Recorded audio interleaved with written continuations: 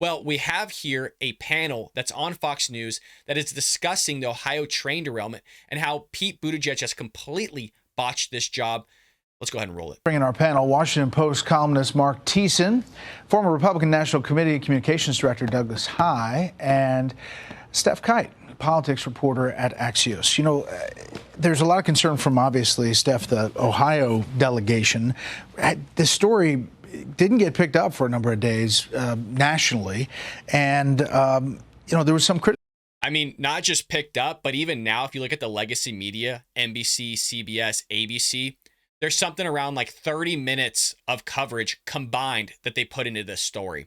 So some might correlate that to the fact that they're still trying to cover for the Biden administration. There's all these crises taking place across the United States, right? You have the immigration crisis, you have inflation crisis, you have the eggs crisis, you also have the foreign policy crisis. You literally have all these train derailments, crises taking place. Just in Arizona the other day, they literally had to block off an entire area because there was toxic gas or something like that being exposed to everybody. So all these things are taking place, and if you don't cover it, then the hope is that nobody notices it. That's kind of the objective they're doing here. But let's continue. Criticism about the transportation secretary not addressing it directly.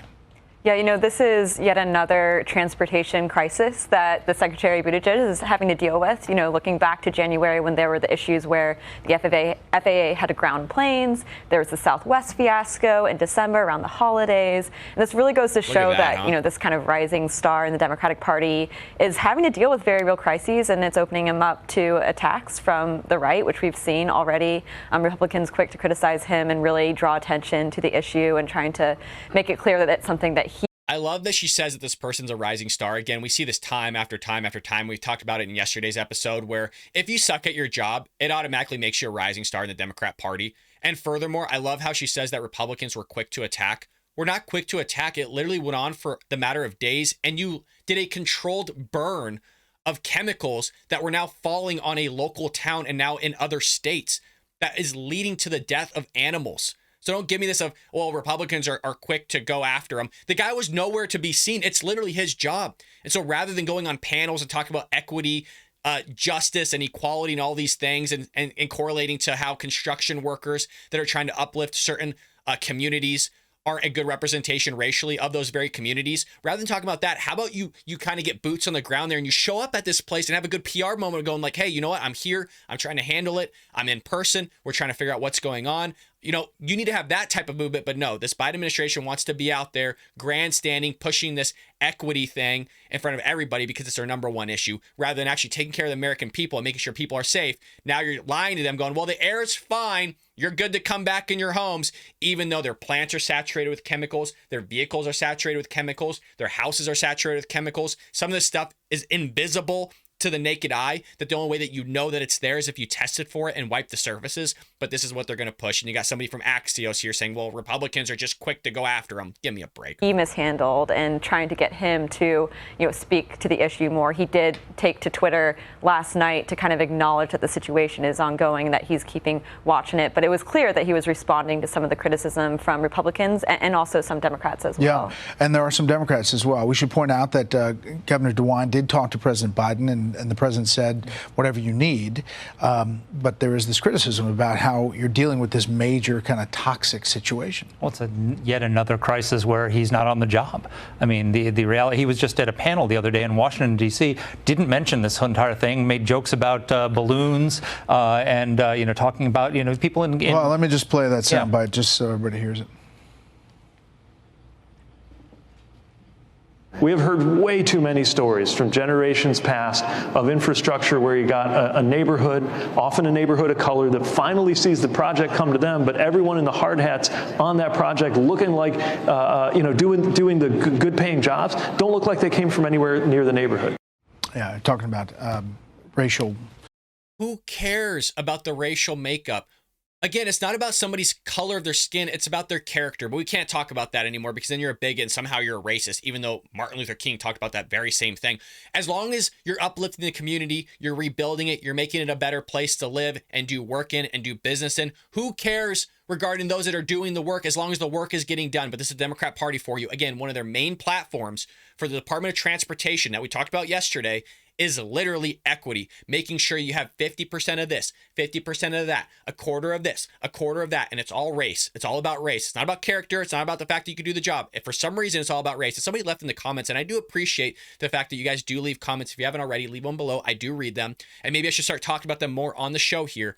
Somebody mentioned, oh, it always seems like you're talking about people of color and how they're not necessarily equipped to do the job, even though that if they were a diversity hire, they could have competence and actually able to do the job. Or if they were a diversity hire, that over the time of doing that job, you can gain basically the certain qualities and things you need to do that job. I 100% agree, but things shouldn't be predicated on race whatsoever. I don't care about somebody's color of their skin. I care about if they're able to do the job, and I care about the fact that what their character is or isn't. I don't care about race. So I do agree with what that person's saying, but my point is that remove race from everything. The color of your skin, the amount of melanin that you produce in your skin, who cares? It has nothing to do with what's up here and if you could do the job. That's my whole point here. So I'm sorry if some point comes across misconstrued, but I can only be so clear. I don't care about race whatsoever. I'm sure we got a lot of people from different ethnicities, backgrounds, countries, races that watch the Bald Brad Show. I hope so. And we shouldn't care at all about race. We should care about somebody's character and their integrity. Let's go ahead and roll it. Divide there, but he did not mention this. No, and Governor DeWine is holding a press conference, and where's Pete Buttigieg? Why isn't he on site helping to manage this? Why isn't he bringing the resource to the Treasury Department? It seems that every time the what hits the fan, he's somewhere else. He was in Portugal during the rail strike crisis. He was on maternity leave and during the 2001 supply chain crisis, and he's AWOL now. This is not a good look for him if he wants to have a political future. Obviously, the EPA. Great freaking point, man. Thank you. God. By the way, Washington Post, making sense here. Making a lot of sense. I know we're always quick to judge some of these media outlets or these newspapers or just reporters. We can't go after everybody here, folks. Doing a great job of calling them out here. But if you notice, Pete Buttigieg not being around when something happens or there's a crisis, it kind of comes from the head that kind of runs everything. And his name is Joe Biden. If you notice, he's nowhere to be found at all on any of this. I mean, we do every single press briefing. How many times do we have to show a clip of the reporters going, hey, when can we get an interview from this guy? When can he be on the podium to talk to us and take unvetted questions? Is he going to talk about the UFOs, the UAPs that have been shot out of the sky at any moment in time? Is he going to actually be talking about the southern border and what's going on there and his solutions to fix it? Like, he's nowhere to be found on any crisis, if you notice that. And it's the same thing with this administration, those that are actually running the Department of Transportation, maybe the Department of Treasury, the Department of Energy, whatever it may be. Like, very rarely do you actually see some of these people. And even more than that, very rarely do you actually see Joe Biden. So it's rare to see Pete Buttigieg. It's rare to see all these other people like Janet Yellen and others, but it's extremely rare to see the president that's kind of running the show on some of this stuff, or should be at least helping out some way, shape, or form, and giving the American people some sort of safety of, hey, we're shooting all these things out of the sky, but this is what they are. We'll get into that in the second segment, but let's continue. He's on the ground too, Doug, and that's a big part of this testing and make sure that it's safe. Sure. And look, there's a dirty little secret in politics that we don't talk about very often, and that's it. It's okay to tell the truth. And that is especially true if you don't know the answer. You buy credibility in saying, we don't know, we're looking in this, we're going to get answers. If you say we still have more questions than we have answers, that's fine to do. You can't do it 3 times a week, then you look like you never know anything. But occasionally, tell that truth that you don't know and you're looking into it. That buys you time to get those answers. And that's one of the things that we haven't seen from the secretary, who's reputed to be one of the real all-star communicators in this administration, and it just doesn't pan out all the time. Yeah. And speaking of not knowing things, here is the senators receiving a classified briefing on.